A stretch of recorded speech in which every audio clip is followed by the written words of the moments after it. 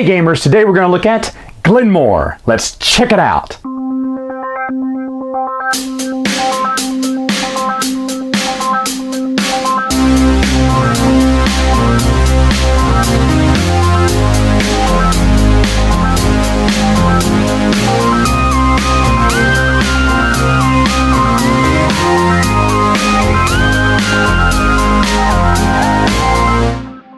To set up the game, each player is going to get their own little village here. They're going to get their one starting clansman and 6 coins. They're also going to put their player pawns right there in whatever turn order they want to go in, with the last person going first. They're going to lay out all of these 0 tiles here around the board, and then they're going to start pulling extra tiles from 1, and then 2, and then finally 3. How a game turn goes is very simple. Starting with the player in last place, they can go anywhere around this board and choose a tile to add to their little village here. So for instance, I could go all the way around here and grab this tile. Now with tile placement, there's only one little rule here. Rivers have to go vertical and roads have to go horizontal, as you see here. This one I picked is a river. So if I were placing it, I would place it right here. Now when I do that, I get to activate the tiles that it touches. So if you saw here, this quarry gave me 1 stone, and I have the ability, and this is what it means here, to move my guy if I wanted to. Now right now there's only 2 spots, one spot I could move, which would be up. Now it does matter where your clansman is, because wherever your clansman is, that's where you can place tiles. So for instance, later on, if I were to get this other river here, I could not place it up here because I don't have a clansman around there. If I'd moved my clansman up here the last time, then I could place one here, here, here, here, here, here, here. So you can place them diagonally or orthogonally from your clansman. But because I have it down here, the only place I can play this river is down here. Again, I can't place it here because it's not a road. Now, there are other cards in the game. Of course, this one would be a road, so this road here, you could place there. There are other cards in the game that have no rivers and roads, like you see in this example, and they can just go right in the corner between the two. And of course, if they did that, then they would activate all of the other rows on top of their own. So that's basically how it goes when you're building your village. Now, of course, once you take one, let me move these back out here. Once you take one from the board, another one would pop up right where that last one left off, and you put it there. And then the next player would go. And let's say that white went here, took that. Let's say red went here and took that. Well, now it's green's turn. If green just took this, whose turn is it next? It'd be green's turn again because they're last. Then green could take this one maybe. Whose turn? Green. Green could take this.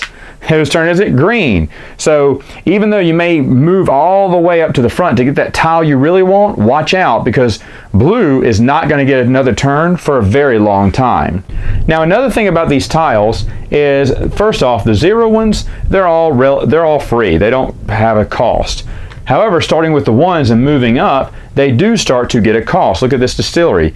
It cost 1 stone. So again, if I was a blue player and I wanted to play this distillery, I could place it here because it's a road. It would cost me 1 stone, so I'd pay the 1 stone I have. But what happens if I didn't have a stone? Well, you can still buy this. You would just have to buy that resource from this market. In the middle, you see there's a market for wood, stone, sheep, cattle, and wheat. And what you would do with your coins, to whoever buys the first one would buy it for 1. Because, hey, well, there's lots of stone. Stone's very cheap because no one ever wants it. But the next player, as you see there, would have to pay 2. Well, now stone's rare. No one can get it. So the last person who wanted stone would have to pay 3. Now, you can only pay for goods that you need. For instance, if I wanted to get this, I said, well, I gotta get a stone and a wood. But you know what? I also want a sheep too. No, I could only buy the stone and wood. I could not buy the sheep because I have no need of it. So you can't just stockpile and keep buying goods. However, in addition to your turn of picking a tile, instead of buying a good, you may also sell a good.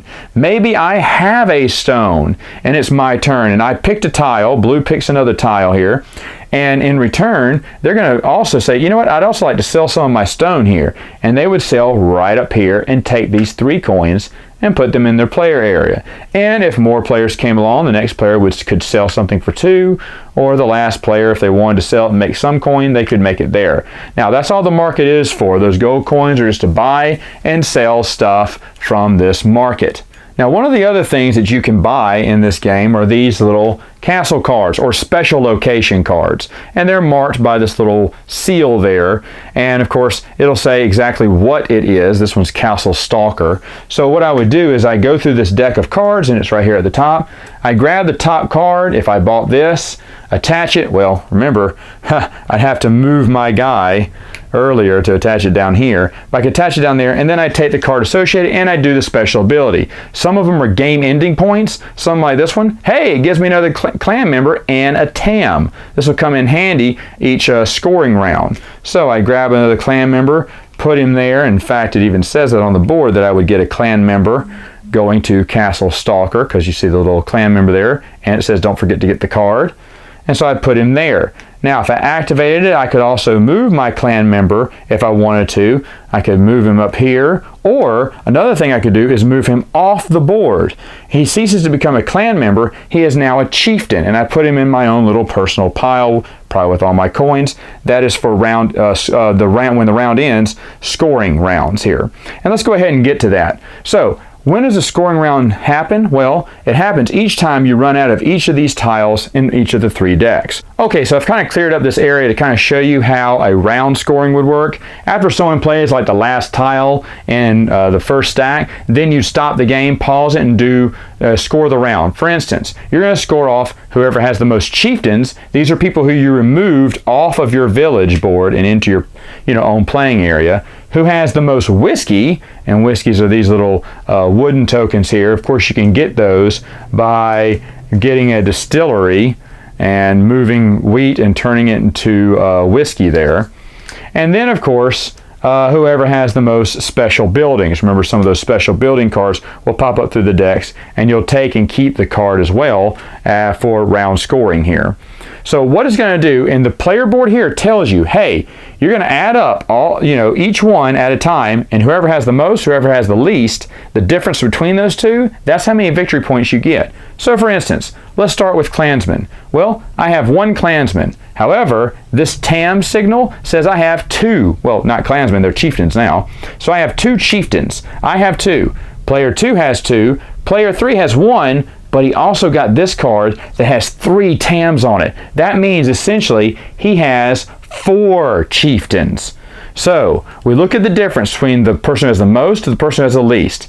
He has 4, I have 1, that's a difference of 3, so he gets 3 points, just like that. Now we look at something like whiskey. I have none, this player has 2, and this player has 1 whiskey. Well, obviously, the big difference between 2 whiskey and 0 whiskey is 2, so this player would get 2 victory points. You do that again with buildings as well. This person has the most buildings, this person has the least, so again, this person would get 2 victory points. Again, the person with the most versus the person with the least, and that difference decides on how many victory points you get. And it'll tell you how many victory points on the board there. Victory points also comes in 10s and 5s as well, so when you get a bunch of 3s and 1s, you can cash them in and just kind of consolidate your victory points there. And then, of course, you go to the second round, do the same thing. In the third round, you do the same thing again. Now, there's going to be tiles in the game that will give you special abilities on how to maybe score victory points with them, or get, like I said, get more whiskey and get more tams to help you out at the end of the round. But after the third round is scored, then you do one more thing. You add up all the tiles that someone placed in their village, and whoever has the least, that's what you go by. That's the bar. So let's say that, let me just use these 3 pawns here. Green player had the least. He had 10 tiles in his village. Red player had 11. White player had 14.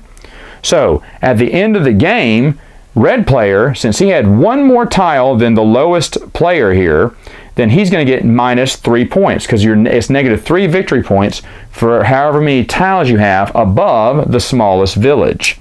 White player, since he has 14 tiles and green only had 10, he's going to get a minus 12 because 4 times 3 is 12.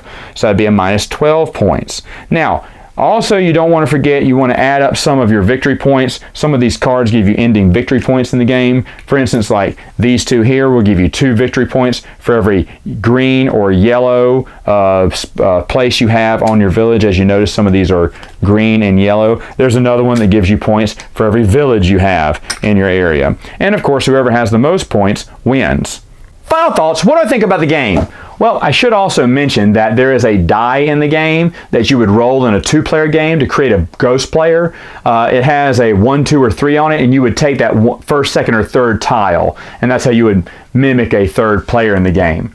I actually saw this game when I was looking at Glenmore 2 on Kickstarter earlier this year, and I went ahead and backed it because I thought, oh, this looks like the deluxeified version of the game with a little bit extra scenarios and expansions. Then later on, I found out this had nothing to do with the first one. I was like, oh.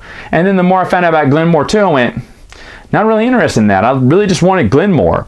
Well, at that same time, people were selling these thinking the same thing, thinking that Glenmore 2 was just the deluxeified version of Glenmore. And so I snagged one really cheap, and I was super happy about that. But they are way too expensive to get. So for that reason, you probably want to hold off on it. But it is a fun game. It's this tile placement, engine building. You're trying to get the resources, to get the castles, to get all this. Of course, you may money's tight. When you start buying a few resources, you'll run out of money quick. You need to start selling some resources on there. And certain things become very rare. If everybody passes over a tile, you remove that tile from the game. Woo! That can be rough if everyone's skipping over a single resource there. There are other buildings that help you generate points and stuff like that, which I think are really cool. And I love at the end game, you have to subtract 3 victory points per tile you're over from, whoever had the lowest one. I think there was one game, one guy had an incredible 9 tiles or whatever to his village. He was just going to the last tile on the loop there. And there was one girl who was just methodically just going through one at a time, skipping along. She had this big city. She had tons of resources. She was killing some victory points, and she lost most of those victory points at the end. I mean, that was 3 victory points per tile she was over, and she was over by a lot. I remember her lead went from, she could win to last place instantly. But I like that about the game. So the game does have some fun stuff. It is not worth the price that people are trying to sell for right now, though. I'm sorry. It's just not that great of a game. If this game were cheap, like 20 bucks used, go ahead, pick it up. It's a lot of fun. So again, you maybe should hold off on the game. You should also hold off leaving your cell phone number. I just noticed this. The guy that sold it to me, property of Zach. Zach, you should have removed that, buddy. Now I got your cell phone number. Maybe I'll call you. All right, folks, that's all the time I have for now. Until next time, game on.